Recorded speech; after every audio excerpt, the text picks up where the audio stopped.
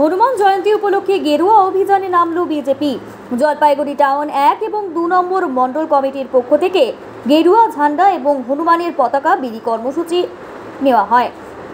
শহর জুড়ে বিভিন্ন রাস্তার মোড়ে মোড়ে গাড়ি দাঁড় করিয়ে লাগিয়ে দেওয়া হয় গেরুয়া ঝান্ডা। বিজেপির অভিযোগ, রাজ্যের বিভিন্ন প্রান্তে গেরুয়া ধ্বজা খুলে ফেলা হচ্ছে। পাল্টা মানুষকে আরও বেশি সংঘবদ্ধ করতেই তাদের এই কর্মসূচি। গোটা পশ্চিমবঙ্গে দেখছেন দিদির মন্ত্রীরা, তৃণমূলের মন্ত্রীরা সিদ্ধুকুলার নেতৃত্বে গেরুয়া ধ্বজ খুলে ফেলা হচ্ছে এবং যেই গাড়িতে ওম লেখা আছে বা শিব ঠাকুরের কোনো চিহ্ন বানানো আছে সেগুলোতে লাথি মারছে। আমাদের গেরুয়া ধ্বজ ভারতের ঐতিহ্যের প্রতীক, ধর্মীয় প্রতীক। এই প্রতীককে খুলে নেওয়া আমরা মানতে পারছি না।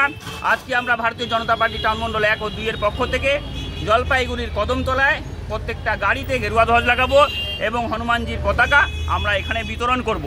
গোটা পশ্চিমবঙ্গে যেইভাবে সিদ্ধুকুলার নেতৃত্বে এবং তৃণমূলের জেহাদিদের নেতৃত্বে হিন্দুদেরকে হত্যা করা হচ্ছে, হিন্দুদের মারধর করা হচ্ছে, সরকারি সম্পত্তি পুরানো হচ্ছে, এটাকে আমরা ধিক্কার জানাই এবং আজকে আমরা পতাকা বিতরণের গেরুয়া পতাকা বিতরণের মাধ্যমে আমরা তৃণমূল সরকারকে ধিক্কার জানাই।